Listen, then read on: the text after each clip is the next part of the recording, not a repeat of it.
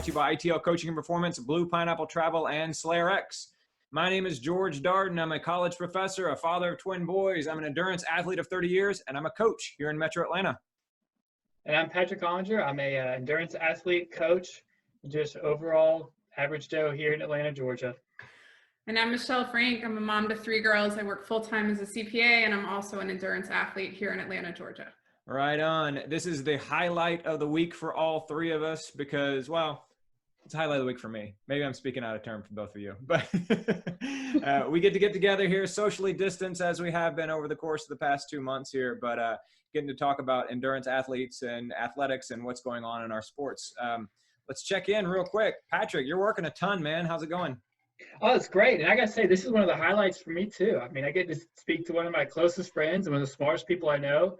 And I also get to talk to you, George. So that's nice, too. Nice. I had no idea that you and Michelle were so close, although I will be the first to admit how intelligent she is. Absolutely. So okay. Very good. But you've been working with, like, you have people who are on the West Coast, right? And so you have like these late night phone calls and stuff. Oh, yeah, that's part of the fun is I work with people in Europe a lot. People in Europe, UK, Belgium, West Coast, East Coast. So it's kind of interesting. I got to tell you, the fascinating part is to see how all the different people are having to react to like the quarantine. And so first of all, whenever, I'll get on the phone with somebody that might be from Belgium or Germany, the first thing they'll ask me is like, you're in Georgia. Are you going to the barber? Are you going bowling? Like what's going on here? I mean, everybody knows that Georgia's basically setting the precedent for, the return to life without social distancing. So Yeah. So, we'll see how it goes. You said going to the barber. Yeah, it is now acceptable or it's legal or it's within guidelines here in the state of Georgia to go to the barber. Have you gone, Patrick? No, I need to. I guess got clippers coming today, so. Very nice. Might Michelle, be what about you? Slimmer here next week. No, I have a daughter who's pretty high risk, so I think we're going to stay away from getting her hair cut and stuff. Right on. I think that's good. Michelle, how's everything going with you? Yeah, not much has changed. Your venue has changed. You're not in your closet anymore. Yeah, I got out of my closet after watching our first YouTube video last week, watching about 10 minutes and then throwing a small hissy fit about how much I hated it. So big thank you to Jeff and Kelly Kingsfield for helping us, figure out a better place for me in my house to sit. I really appreciate his help. So, yeah, but otherwise, Jeff Kingsfield of Kingsfield Photography. So find him on Instagram and check out all of his bird photos. They're pretty fresh, but keep going. Yeah. So just a pretty normal week. Still working from home. My office is making a soft opening on May 18th, but only 5 people will return at a time. And it's almost all admin level people and no client meetings or anything like that will take place. So for now, I'm running in the mornings, sitting at my desk during the day, waiting for 1 bag of bread flour to show up in this city because I can't seem to find any, but otherwise pretty much just status quo for the last 60 days or so. My wife has been baking a ton, as many people have, because for a variety of reasons, not the least of which is that like when you're baking and you're kneading dough, it keeps you in the moment, right? Yeah. And so it takes you away from kind of all the stress and strain and storm of what's going on in the much wider world. And she was struggling to find flour. And her mom opened up her pantry and had, I kid you not, a 25-pound bag of flour. And Casey took a picture of it. It was the size of her torso. How do you not know that there's a 25-pound bag of flour in your pantry? Oh, she knew. Her mom knew. It's just that her mom had to weigh like how bad her daughter was going to need it before she was willing to give it up. Just tell your mother-in-law I'd pay big money for 5 pounds of that 25-pound bag of flour. So, yeah, I guess imagine if she like drops that 25 pounds and it like spills everywhere. I can't imagine the mess that would make. Dude, I was putting it in our pantry. I was putting it in our pantry so carefully. I was like, even the slightest little hole in this thing, and it's just gonna go everywhere. So, but no, we've had freshly baked bread for sandwiches and all sorts of things over the course of the last little while. It's been great. How's your virtual 10K? Not your virtual 10K, my bad. Your 10K time trial training going, Michelle? I totally didn't make that mistake on purpose just to troll you. Yeah, totally. Trolling me. Thank you once again. By the way, isn't that 10K that you're doing on the track, isn't it the day before your birthday? It is the day before my birthday. How's the training going? Yes. I don't know. It doesn't feel very good, but did you look at my workout today? I mean, I don't know. I haven't looked at your workout yet. You bring up a good point, though. It's been interesting. We talked before about how we don't really know how this is going to shake out. Nobody does. But it's interesting how training has to evolve with the uncertainty, right? Yeah. Like, I don't know how it's affected y'all, but I got to tell you, it's been kind of nice for me to be like, you know what? I don't know the next time I'm going to race. I'm just going to take it easy and run a bunch of easy days, a lot of medium, long runs. And then when we open back up, I'll insert, more strict or focused training. But I want to kind of get your insight in terms of how you've evolved over the last few weeks as we've kind of progressed from, okay, this is a 2-week quarantine to like multi-week, multi-month, and just what effect it's had on you kind of mentally, emotionally, throughout the training. Sure. I think people have had a few different reactions. Yeah, I think I mentioned before there was kind of the general, I'm going to keep training and see how it goes, and maybe something else will come on the calendar. And then there were the people that maybe were slated for an April or May race that just kind of cut it off, dropped their mileage big time, took a chance to reset. I would say that once we found out Boston was canceled, I think we just cut back on the workouts, but I didn't cut back on the mileage at all. And then took a little bit of a down week and just decided I needed something to focus on. So, if I 10K time trial on a track seemed like something new and different, and I felt like it would give me a focus. And now I think I'm in that place where I feel like I'm in really good shape, but I'm not sure what type of really good shape I'm in. Going out and doing these track workouts that are geared towards a 10K make me rethink that I'm in good shape. So I'm happy to have something to focus on, but I'm definitely a little bit frustrated when I'm out there trying to hit these paces for the shorter, faster stuff. So I don't know. We'll see how it goes. I like having something on the calendar, though. I think that's a big right. That's what I was going to say. I'm like you, Michelle. So I have been riding my bike entirely. And that's all I've been doing, but I've been doing it every day, like as opposed to doing, 2-3 days a week as cross training for running. I've been riding my bike every single day. And I've gotten in the habit of actually racing my bike virtually on Mondays. And so 4 of the last 5 Mondays, I've actually done a race. Interesting. And so 2 of them were on Zwift. 1 of them was on Full Gas, and 1 of them was on Trainer Road. And that one was a little bit iffy. It wasn't actually a race. It was like a time trial. It's what we call a ramp test. Mm-hmm. But it's a race level effort. And I'm already like looking forward to my next race on Monday. And then I have some friends and I are going to do this thing that's called the Tour of Sufferlandria, which is a challenge. It's not a race, but it's 9 days of cycling, a bunch of Sufferfest cycling workouts. And we're going to start that on the 17th and go through Memorial Day on the 25th. And so I'm kind of just like, okay, I'm going to be full blown cycling until then, go through that, and then kind of reassess and see how I'm injured, how I'm feeling, all that sort of thing. So for me, I've very much I need something I have to put something on the calendar, even though I know that like as a marathoner, the stuff that I really want to do well in, that's several months down the road. I need something in the meantime, even if it's something like that's not really all that meaningful, like, a crit on Zwift. I've been doing those, and they're fun, and it's a good competitive outlet for me. It keeps me motivated in between workouts, Sure. That makes a lot of sense. And I kind of like what you're doing too, is you're taking some of the element of chance out of it, right? Like if at this point you base your training around like, I have to run the Philadelphia Marathon or something, obviously, I mean, don't do that. Right? Yeah, right, exactly. But you're kind of, in a way, by taking that strategy, you're almost kind of taking it into your own hands and saying, look, I can't control what race is going to be run, like what big event we're going to have, but I can still set goals. I can still have time trials, and I can still just, readjust how I approach competitive training. So I kind of like that idea. Yeah, for sure. It's completely opposite from what I'm accustomed to, though. I'm accustomed to saying, here's my goal a year away, like literally like really, really, really far away.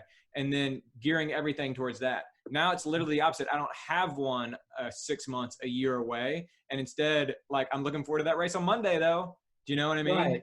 And there's no bigger plan into which these smaller races are fitting. And so that for me has been a little bit of a shift. For sure. Patrick, you're just kind of running easy and enjoying yourself, right? No goals, short-term or mid-term or long-term, right? Yeah. Or maybe a different way to put it is I don't have any time goals because, I got in the marathon and just like you for the spring, and then this all happened like a week or 2 later. And then it was like, okay, another show I'm doing in the fall, hopefully Boston next spring, who knows? So I've kind of made my goal for the year to be like, you know what? I want to run X many miles this year. right? I've kind of used Strava as a way to kind of gamify the system and be like, you know what? I'm just going to focus on miles. Is it a perfect metric? Of course it's not, right? We all know people, especially like in high school, that obsess over mileage when, you know, it almost gets to be too much, right? But for me, you know, kind of where I am, I kind of enjoy that. This is one of my weaknesses as a runner is, you know, that kind of long, slow distance. And you and I have had this conversation before on the pod and various runs, et cetera. You know, after years and years of training for 5Ks and the mile on the track in high school and college, I haven't had too many years of just putting in the mileage. And so I've kind of been able to just enjoy focusing on the easy running and then set my goal to be like, you know what, this year I want to run more miles than I've run any year since college. Right on. And kind of just take a new approach. And the nice thing about that too, as we've talked about before on this podcast, is that kind of long, slow distance, it doesn't provide much value for that particular like training cycle, right? It doesn't necessarily provide a lot of value if you're training for like the spring race in the summer, but it provides a lot of value a year from now. So it's kind of nice that I've just been able to be like, you know what, I'm going to just change my goal.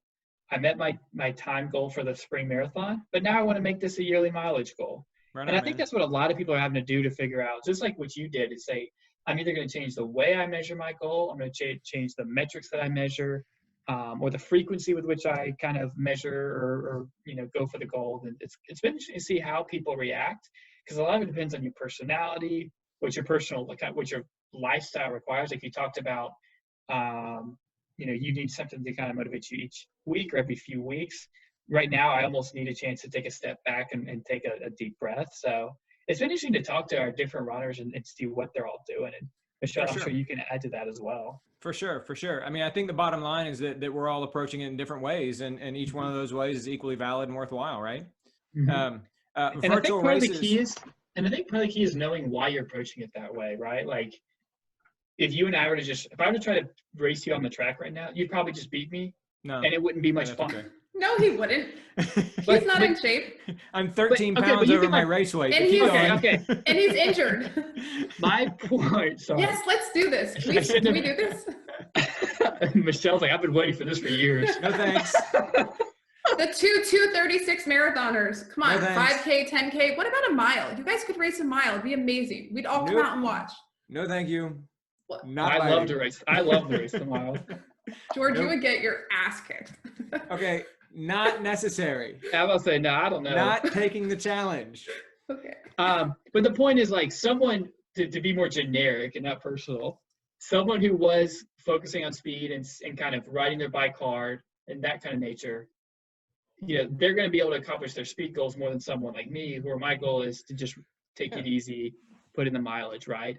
And they're all valid, good goals for sure. Yeah, and the key is just to know, all right, what are you doing and why? Right on. That way, if you were to try to like do something you're not trained for currently, you don't feel discouraged. You kind of know, hey, this is what I'm trained for right now. This is what I'm doing. This is my goal. And then, you know, if you want to change your goal or take a different approach, just know it's going to take a little bit of time. Just like as we go from a 5K to the marathon, it takes a little time. So virtual races, I was starting to say this a second ago. Virtual races, though, regardless of the approach that you're taking, because I totally hear what Patrick is saying, clearly a lot of people are taking the virtual race route. Clearly a lot of people are setting goals for one another, right? So what was the piece of news this week, Michelle, about Laz, the Barkley Marathon guy, who I don't much like, but is the only like famous person in ultra marathons along with Jim Walmsley? Yeah, so Laz did the great virtual race across Tennessee, which is 1,000 kilometers, and it's $60 to sign up, and everybody just kind of tracks himself on what looks like you're running across the state of Tennessee. Right. It's only been open. You don't have to actually run across Tennessee. You just have to run 1,000 nobody's kilometers actually running across Tennessee, George, because it's virtual. Right. But I think he already has 18,000 people that signed up, and I'm pretty sure. I mean, that quick math is right over $1 million. So I think some of the money is going to go to charity, even though he hasn't specified what percentage of each race entry. But yeah, and there is a good handful of people that I guess 1,000 kilometers wasn't a challenge enough. So there is an out and back that you can register for. So there will be people running, I guess, 2,000 kilometers, and you have until August 1st. So it's about, you have 3 months to complete the distance. Yeah. Yeah. What a hit. We know people who have signed up for it. So a lot of people we know have signed up for it, actually. I saw the $60 and was just like, I don't know. But, probably will run the distance You and anyway. I hedged in a way they didn't. And I can guarantee you that race director, or for that matter, I'll go out on a limb and say no race director ever in ultra racing has made that much money from a single race. No way. And here he puts out this virtual challenge and gets tens of thousands of people to pay $60 a piece for it. Yeah. Every race director, there are people that spend every year, all year planning for a local 5K for a few hundred people. Mm-hmm. And he just put something up on a website and bam, over $1 million in entry fees. So people are craving a challenge, a goal, camaraderie, all of that. It'll be interesting to see, how many people actually end up signing up versus how many people complete it. But word's out for sure. Oh yeah. When we talked about like with the Yeti challenge that a bunch of people we know did a few weeks ago, a whole second round of people we know did the Yeti Ultra 24-hour challenge just this past weekend. I mean, and it's those same things that we talked about on the podcast a couple of weeks ago that it's social, you want a challenge, you want something, something to do. I actually signed up for a virtual race today. Which one? So for a virtual running race, it's not till June 28th, and so I feel like maybe I can lose a few pounds and be ready to go and run a decent 5K by then. But if I don't, it's okay. It's virtual. But it's actually Nikki Hiltz's race. Okay. And so Michelle, give us the quick bio of Nikki Hiltz. So the race, I believe, is co-sponsored by Golden Coast Track Club. So she was a runner. She ran at Oregon, transferred to Arkansas. She's very prominent in the LGBTQ community, very outspoken for that, finishes races and takes the gay pride flag instead of maybe the United States of America flag. And she basically posted a 5K virtual race, and it proceeds also go to the Trevor Project, which is one of the main crisis hotlines, suicide prevention for LGBTQ youth in America. So that also seems to be a huge hit. I don't know what the total number of people that have signed up are, but as soon as the entry opened, it was just, I think it shut the site down. So right on. Yeah, she only opened it three days ago. And so, we'll get a sense of how many people end up signing up for it. But she posted on Instagram and here's what she wrote. She put, quote, "The gay runner, a label I have learned to love and embrace, because being gay and being a runner are two things I am proud to be. I'm so excited to be able to finally announce that on June 28th, Golden Coast Track Club and myself are putting on a virtual 5K where 100% of the proceeds will be donated directly to the Trevor Project, the leading national organization that provides crisis intervention and suicide prevention service to LGBTQ plus youth. As we all know, COVID-19 has impacted our lives in many ways and has also disproportionately affected countless people across the world, especially those in vulnerable communities. To all the LGBTQ plus people who may feel lonely and lost during this time, I want you to know that you are never alone and there is an entire community of people who love you. Runners, it's time to unite and show these young people that we are part of that community. We are here for them, we value them, and on June 28th, we will run for them. So join me in coming together and running for love, because right now we need #love more than ever." Registration is now open. So I registered for that today. Even if I'm not able to run, I wanted to support her and I want to support the Trevor Project. The Trevor Project, as Michelle said, is specifically designed to promote acceptance and a feeling of belonging for LGBTQ plus young people, among whom not only victimization, but also suicide rates are abnormally high. The Trevor Project, some of y'all might be familiar with it because they had a whole movement on YouTube about 5-6 years ago called It Gets Better, where people were recording themselves and putting on YouTube saying, "It gets better, it gets better." President Obama recorded one. Tim Gunn recorded one. Like lots of different people, and lots of just sort of regular everyday Joes like Patrick recorded one as well, just saying that your life is rough right now because you're being bullied and victimized, but it gets better. Sure. And so it's something that I very much appreciate and respect. And so I'm excited to be supporting this, even if I don't end up making it to the starting line of the virtual 5K. But I think I will. Fingers crossed for you. So right on. So not going to be making any starting lines on the track with Patrick to run a mile, but a virtual 5K to support the Trevor Project. Sign me up, literally. All right. So let's talk about a couple pieces of research, a couple pieces of news here. And of course, everybody's favorite, the thing that is bringing us all joy, research. I did see one piece of research that is related to our lives here in quarantine, in lockdown as a result of COVID-19 that I thought everybody would be familiar with or would find useful. There was a piece of research that came out just last week, as a matter of fact, from a bunch of researchers at the University of Texas in Austin. It was in the Medicine and Science and Sports Exercise Journal, and it's called Hourly 4-Second Sprints Prevent Impairment of Postprandial Fat Metabolism from Inactivity. And basically what it was is these researchers at the University of Texas at Austin in 2016 did a bunch of testing on healthy young people who sat all day long. And what they found is if they sat all day long and then they had a really high fat meal, the triglycerides in their blood wouldn't be broken up all that well. And so they believe that sitting all day somehow caused a change in your physiology that made you incapable of breaking down fats and triglycerides. Those stayed in your blood. And as a result of that, you ended up being less healthy and having myriad health issues.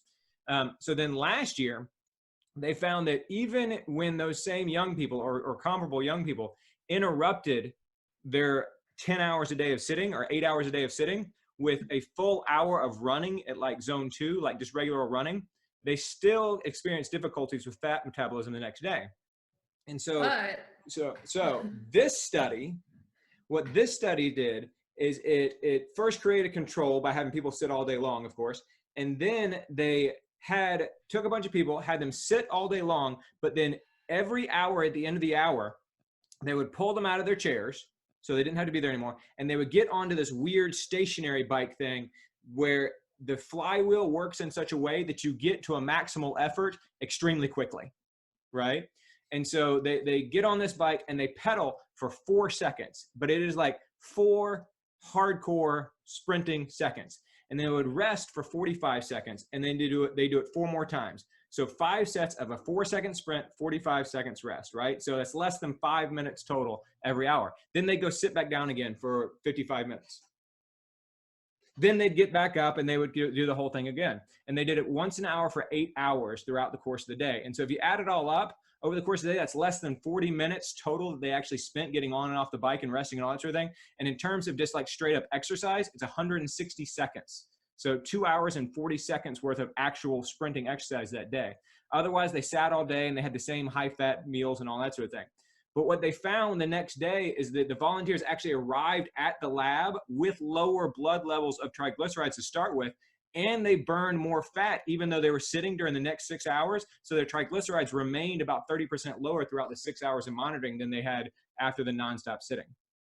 So in other words, breaking all of this up, breaking up all your sitting with something real short and intense actually might be able to undo some of the adverse effects of being sedentary throughout the course of the day. What do y'all think about that? So when I read the article, I wasn't nearly as hype as you, because is this really that different than what we learned just from the general theory of high intensity interval training? Mm-hmm. I mean, the study is, it's limited, but I don't know that the results are, it's appealing, only, 4 seconds of, it sounds way better than going out and running 60, 75 minutes, but is the conclusion any different than what we already know from the research from all of the HIIT training that's already out there? That's my Patrick, question. what do you think? Yeah, I'll kind of go right down the middle of the two, y'all. And I'll say what makes it interesting is like, so first of all, I think Michelle on a key point. The key there is that it's intense training, right? They get up and they don't just go for a walk for 4 seconds or however long the time is. They're like, they don't just stand up, right? Mm-hmm. Yeah, exactly. Which sprinting for 4 seconds. That's, if you're like a pro athlete, that's like a 40-yard dash. That's a decent activity there. It's 4 seconds. Mm-hmm.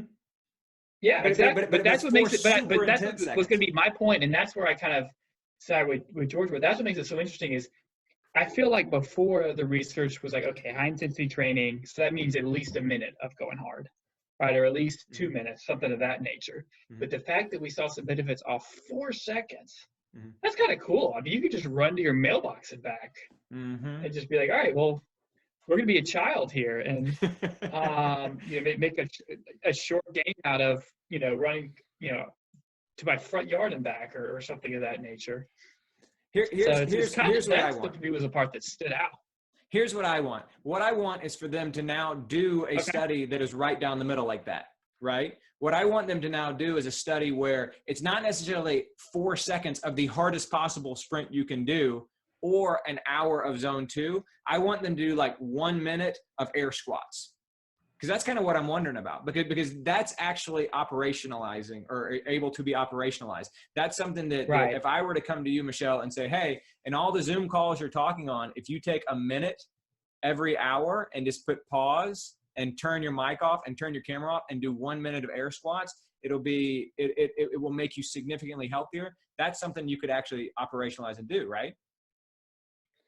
Yeah, sure. Yeah, that'd be easy to do. I would imagine that might leave you with pretty sore quads the next day, but I think that you would find some, benefit over time versus just sitting in your seat all day. If anything, you're getting up and, getting some blood flow down your legs. So, yeah, I mean, interesting study. I don't know if I don't find it to be shocking or anything. All right, very good. Well, I don't find it to be shocking, but also I would love to see the bike that they used.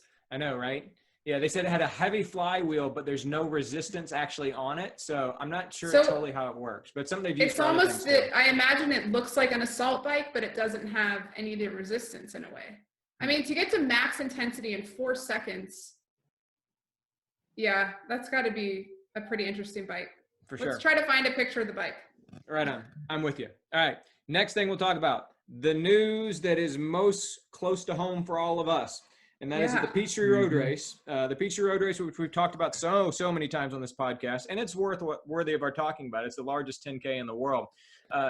Normally has about 60,000 participants. 45,000 people have signed up for this year. It's always on July 4th. It is hot. It is known for all of its red, white, and blue celebratory stuff. They've moved it to Thanksgiving. What do you think?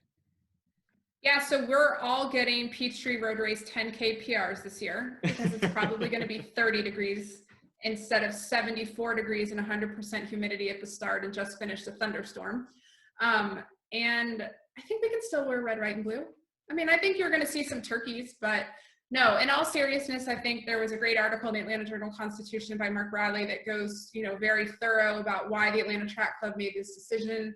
I think we've said, or I have said a few times, that even though the Atlanta Track Club, wanted to be kind of the first big race to come back in action by July 4th, as we get incrementally closer to July, even though they were still hopeful, I was pretty much resigned by last week that this race wasn't happening in July. So I think they made, like all other big races, a difficult decision, but I think as long as we don't get stuck with a big COVID-19 wave 2 that goes into the fall, I think it'll be a really successful day. I think it's a lot more meaningful than canceling it and running the regular Thanksgiving half marathon and 5K. I think, that's about 15,000 people maybe. And I think people will want to come out, even though they couldn't do Peachtree the way that we usually do it in July. They'll kind of be there happy to participate in whatever way we can to call it a Peachtree Road Race for 2020. So. I agree. Patrick, what do you think? Oh, I think it's going to be fascinating on so many levels. I mean, one, I wonder what the crowd's going to be like, right? Because we love the cold weather, but if you're spectating, you prefer 75 in summer than 30. And so that was part of it. But I think so first of all, hats off to Atlanta Track Club. I'm sure this is a tough decision to make. I mean, no one wants to be the person to make the call to cancel or postpone the Peachtree Road Race. Hats off to them for making the tough decision that had to be made. And then what potentially a smooth transition this could be from the 4th of July to Thanksgiving, when a lot of us are going to run the Thanksgiving race anyways. And even better, I think what part that kind of caps it off is that I think the number of people who would be upset by the Peachtree being canceled far outweighs the number of people who would be upset by like losing that Thanksgiving half. There are obviously some people who really love the half, but I think the Peachtree is the one with the biggest pool by a landslide. For sure. And then just as a runner, I think it's going to be really cool to see what happens to my time and your time, as we run the Peachtree for sometimes the 10th, 15th, 20th time. But this time it's the first time we're doing it in November. So it'll be interesting to see. I mean, we tend to be kind of a very scientific academic podcast. this is like a scientist dream right here. That this is our one like control variable, or we can be like, all right, well, what happens when we remove the, insane July Atlanta heat? Then how tough is this 10K really? Yeah, and there have been times over the course of the past several years when it like rained that day, or it was just like an off day when it didn't happen to be as hot or something like that. And you can see that both in the times of the leaders and in the sort of the general experience of most of the people in the field. And so this is going to be a much different race for everybody. I mean, the heat is like a fundamental part of the Peachtree Road Race, and it always has been. The most famous poster of the Peachtree Road Race is of this guy in the sprinklers at the end, and it was taken like in 1978 or something like that. And so the idea that it's going to be potentially a cold, not just a cool, but like a cold Peachtree Road Race. I mean, I've run Thanksgiving races where it was 23 degrees at the start. We'll see. I mean, Michelle's fired up about it. I can't imagine standing in that starting corral and it being 20 degrees, but we'll see. I don't want it to be 20 degrees, but what if we all got to run the 10K and it was 47 or 52 degrees at the start? So it's not cold enough that your muscles are going to freeze up after you warm up, but it's not hot enough that the heat's going to affect your race performance. It would be nice. I'm super excited. I think it'll be great. And if you didn't sign up the first time, like I didn't, because you didn't actually think that it was going to happen, they are going to reopen registration and do an abbreviated. If you were a member of the Atlanta Track Club by February 1st, you'll have 3 days head start in a confirmed spot if you want to enter. And then they'll reopen a lottery for whatever spots are remaining after that. So and just to clarify, definitely signing up. If you've already registered, you're in. You're in. You don't have to re-register. Nope. Yeah, right on. So, and one of y'all said this. Are you going to wear something red, white, and blue, or are you going to wear something turkey trottish?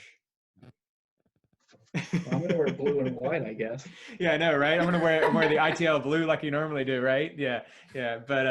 But yeah, I think it'll be interesting because like people spend, people in my family have spent a year gathering stuff for the Peachtree Road Race. Yeah. Like sure. Oh, they'll see something on sale in November and they'll say, oh, I'm going to get this and wear it in the Peachtree Road Race next July, right?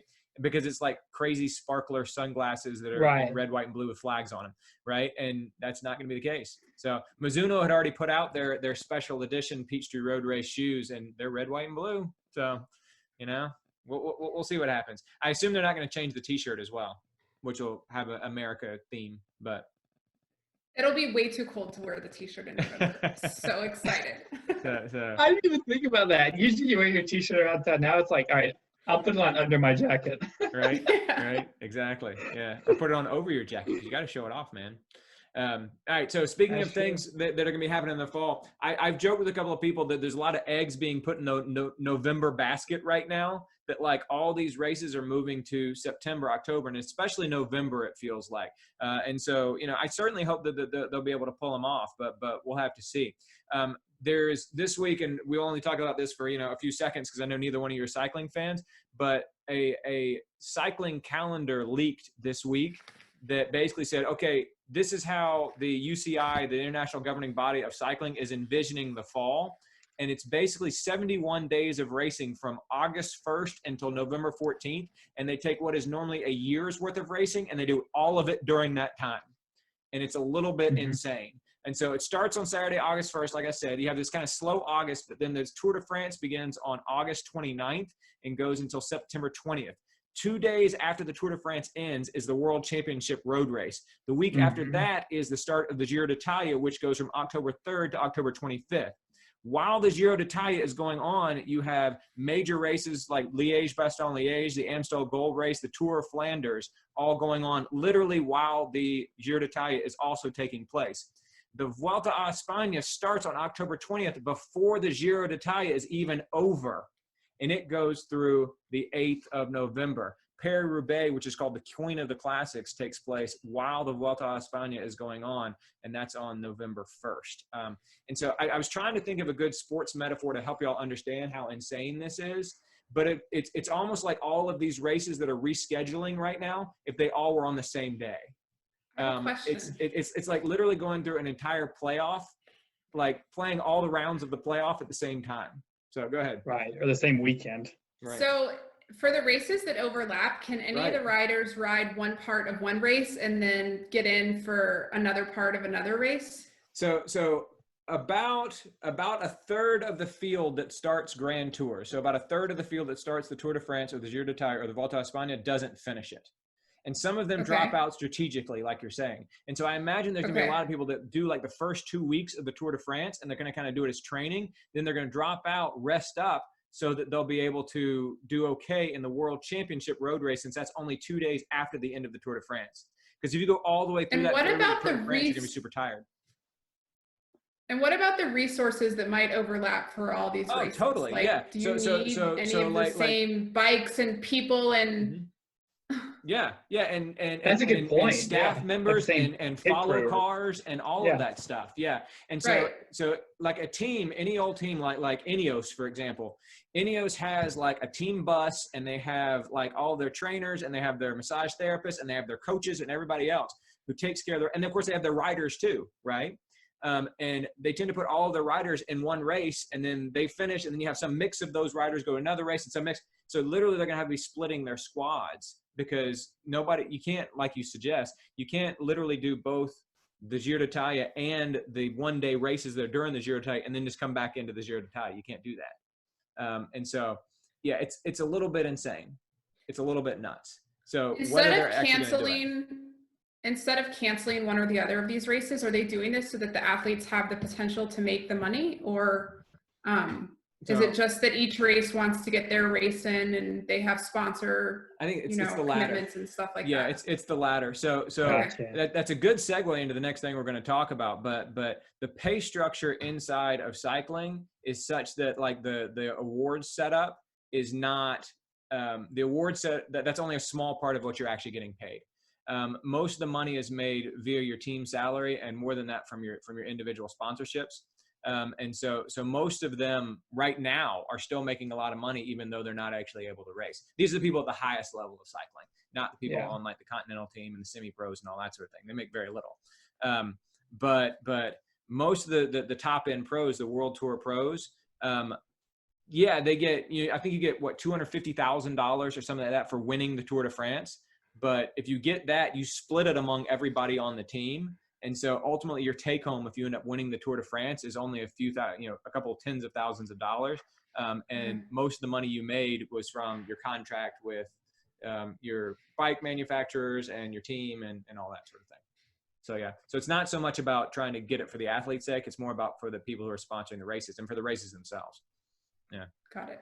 So on that note, there are a lot of athletes who are struggling in track and field right now. So runners in track and field tend to earn money in three main ways: through sponsors, through prize money, and through bonuses from races and appearance fees. And given that, depending on the level of the athlete, that can represent about 2/3 or even a whole lot more of their income. It comes from appearance fees and from prize money and bonuses at races. There's a Nigerian sprinter who is named Blessing Okagbare, and I thought she had an interesting quotation about it. She said, "When it comes to athletics compared to other sports, we are broke. Football is very glamorous and the players make a lot of money. For what I do for a living, I can't sit on the bench and be paid money, but a footballer can. If I want to make money, I have to show up and compete. There are some competitions where if you false start, you don't get your appearance fee, or you get half if you don't finish the race." And so without races going on right now, both races on the roads, like the marathon majors, and of course, like Diamond League track meet, which all but one of the races has already been announced to be canceled for the summer.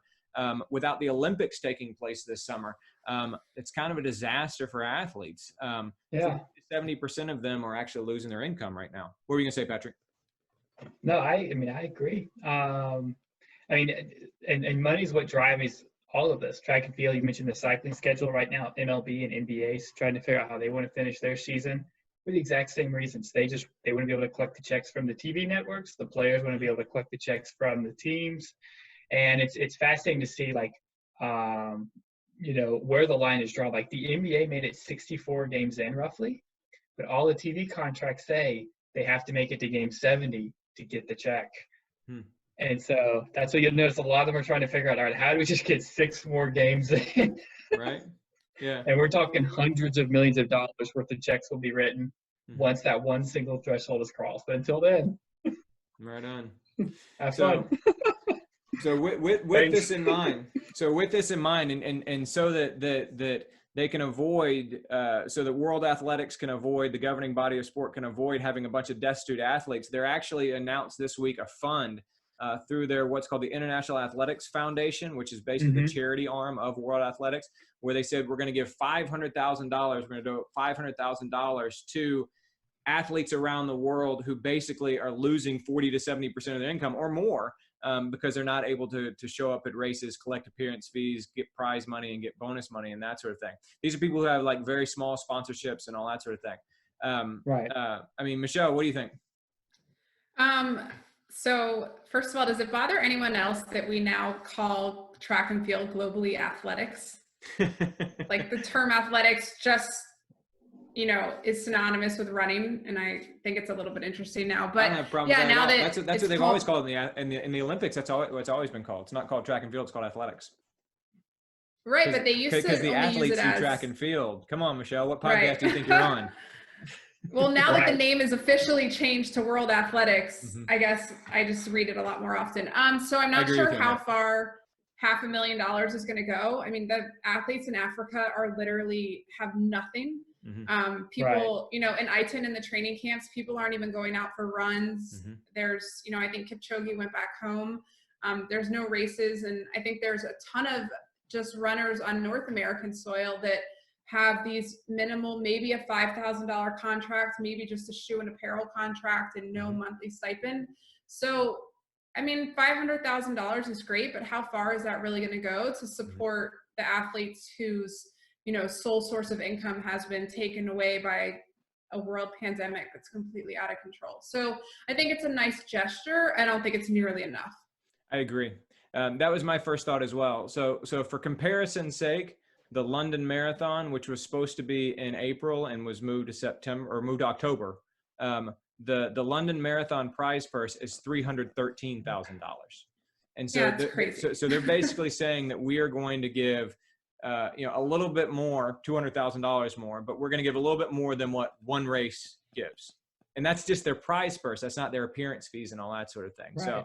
So yeah, I was struck by that as well, is that initially you see that and you're like, oh, that's good. They're trying to help out their athletes. They're trying to keep the sport from kind of withering away and some of, tomorrow's stars from going hungry and maybe finding some other way besides running to support themselves. But then with just even a little bit more scrutiny, you realize how $500,000 is not all that much when you're talking about something this massive and this many athletes. Yeah. Other thoughts, Patrick? I mean, it's the game everybody's trying to play, and everybody's trying to figure out how do they keep this gravy train going.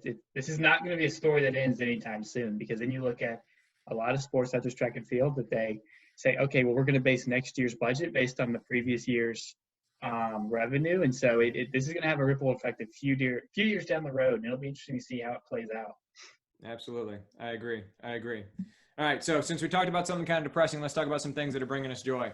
Michelle, you go first. Sure. So Shalane Flanagan posted this week that they adopted a baby boy. She's been extremely vocal about her desire to become a mom, and she and her husband, Steve Edwards, fostered teenage girls a few years ago, and they stayed with them for a year and then went to college. And I've heard her on live interviews, she said, we're looking for a baby. If anybody knows of a baby they wanted, they weren't really, I think they were indifferent on the potential age of the baby, but I think they wanted born on American soil. I think there were a lot of, stuff with Russian or Chinese adoption agencies. And she posted a picture holding what looked to be a baby that was just a few hours old. And I think social media, the whole running media world lit up with excitement for her. So it's great to see her with a baby. Shalane's a mom, and I just think if that doesn't make you smile, then I don't know what's going on. Absolutely. May that child grow up and go someplace that is not the University of North Carolina. Okay. I mean, that child is already bleeding Tar Heel blue. So it is not. No, it is. It is. No, because nobody bleeds Tar Heel blue, because that's just a disgusting thing that people from the University of North Carolina say. Patrick, what's bringing you joy? I guess what's bringing me joy is watching the Last Dance documentary on the Michael Jordan final season with the Bulls in '97. Double dipping on The Last Dance. So you brought that up a few weeks ago, and you said you haven't watched it, but you've watched it now. I actually got a chance to catch up on it. It's fantastic. First of all, I mean, it has cameo appearances by Dennis Rodman, Carmen Electra, Justin Timberlake, and Barack Obama. I mean, what else in society brings those four people together? Michelle, do you know who Carmen Electra is? I don't. And this is not a fair question because you asked this question already knowing the answer, it seems like. So I did. Why don't you tell us? But I'll say this. You knew who Nikki Hiltz was when I threw that to you without any warning whatsoever. Sure. We didn't even mention Nikki's running credentials, which I sort of feel bad about. Sorry, Nikki, but no. Carmen Electra was a celebrity in the 1990s who was largest celebrity because she was good looking. And so she was kind of like Jenny McCarthy, kind of like Kim Kardashian is today, stuff like that. But by all means, if someone wants to correct me and give me a more succinct way of defining who exactly Carmen Electra was, please do. But I think she dated Dennis Rodman. Right, and we will censor responses if necessary. So anyway, keep going. That's not what it's all about. Anyway, so I've watched the documentary. I've also reread the book here, Play for Keeps, which is really based on, written by my favorite sports writer, David Halberstam. And it's just a phenomenal look back to see how things developed. Just a little tidbit you might be interested in. I was reading up on when Michael Jordan left the University of North Carolina. Woohoo! And he was looking at making a shoe You're deal. cheering because he left, right? Absolutely. It's just so easy to troll on UNC. But one thing you might be interested with, George, is he was looking to make a deal with a shoe company to be sponsored. And at that time, 1984, the NBA wasn't quite as big. It wasn't quite as global. It definitely wasn't as global as it is now. And so, he had been courted a little bit by Adidas, or actually he reached out to Adidas because that was his favorite shoe. And Adidas said, thanks, but no thanks. We don't take chances on college players like you, Mr. Jordan. And he also reached out to Converse. And then Converse, they just didn't quite get along. It just didn't happen. And Nike at that time had never had a superstar basketball player. They didn't even really have a basketball line at that point because they were mostly just a running shoe company. And that particular year, they decided to pivot, and a guy made a pitch. He said, we need to find a young superstar who we can get on the cheap, and we'll just throw all of our marketing resources at him. That was the exact year Michael Jordan came out. They selected him, and talk about timing. So it was kind of fascinating to see in the documentary and read about how, first of all, Jordan wanted to be with Adidas, and he kept pushing to be Adidas all the way. Of course, Adidas probably kicking themselves now they didn't make that deal. Well, yeah. And then what happened, what got him in the door with Nike is that, quite honestly, they were so new. They didn't really have a basketball department. So his agent could kind of run the show and say, look, I want to make a whole marketing strategy. I want to really kind of do a deep dive into this. And that's how it happened. So it was kind of fascinating to see, because now we think of Nike as this big behemoth. Now we think of Michael Jordan as, we use Michael Jordan to describe somebody. Like we might say, Michelle, you're the Michael Jordan of long distance running or of, good podcasting. But at the time, it was just some college student. And Nike was a running shoe, company. So it was kind of fascinating to do that time travel and realize all the different things that had to happen for him to sign with Nike and for those two names to become such behemoths in sports in general. Right on. Very cool. Very cool. When you think of Michael Jordan and Nike, they're totally symbiotic and completely inseparable. Yeah. And then they ultimately, about 7 years later, kind of having learned and having some success with Jordan, ended up doing the same thing with Tiger Woods, right? This sort of, they explode into the golf scene by giving Tiger Woods a massive contract. And of course, you know how that worked out because Tiger Woods turned out to be pretty good. So, and it's fascinating too, because the strategy they had to change was, before Jordan, they were like, all right, we're going to throw $1,000 at 30 players and see what happens. Well, that's obviously not going to work. So, and then they had to decide, all right, let's throw a lot of money at one player, build them up like a Tiger Woods, like a Michael Jordan. We have to be right. We have to make sure we pick the right person. We can't pick somebody who's not good. But other than that, it was a total kind of change in their strategy. And Jordan was the first one where they decided this is the route we have to go. Instead of dabbling here and there and just having 5 or 6, or, they actually had dozens of just smaller players. Let's just pick one guy who's going to be on our TV screen.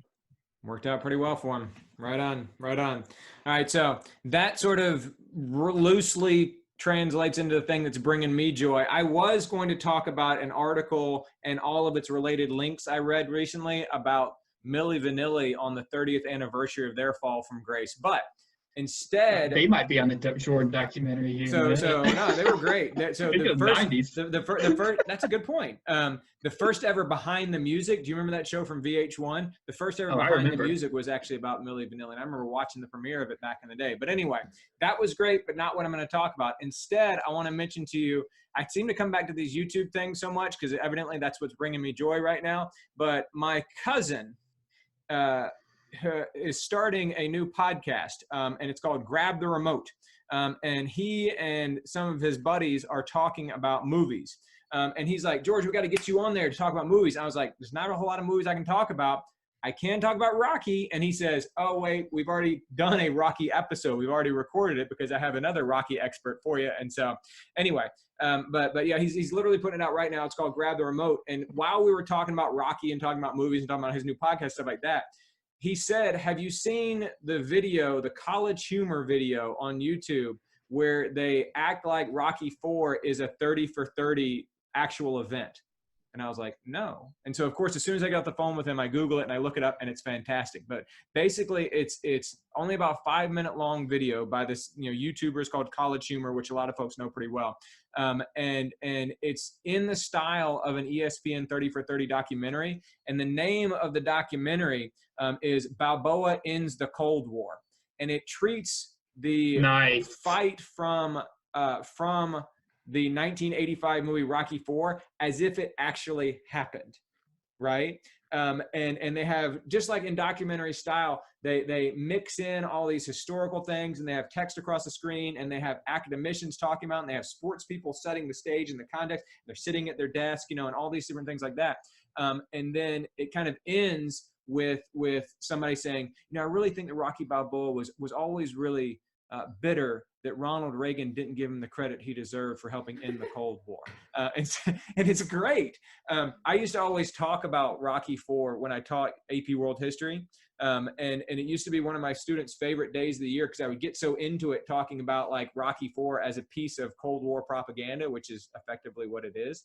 And so it was funny to see it kind of presented as by College Humor, not only spoofing Rocky IV and what Rocky IV was, but also spoofing, if you will, ESPN and 30 for 30. So if you want to see something that's clever, not all that provocative, but certainly a lot of fun, check out the College Humor doing the parody 30 for 30 on Balboa Ends the Cold War, about what if Rocky IV actually happened. So check it out. Yeah, and I saw a similar spoof. It was like the 30 for 30 like voiceover for the Michael Scott basketball game. I don't know if you've seen that one. It's like, I haven't seen that. What if you're the only one who believes in yourself? And it shows him just like missing the shot entirely. So good to know. Well, see, now I know what I'm doing immediately after the podcast. So I appreciate that, Patrick. You won't regret it, I promise. Right on. Michelle, thanks for being with us once again. Thank you, George. Good to see you, Patrick.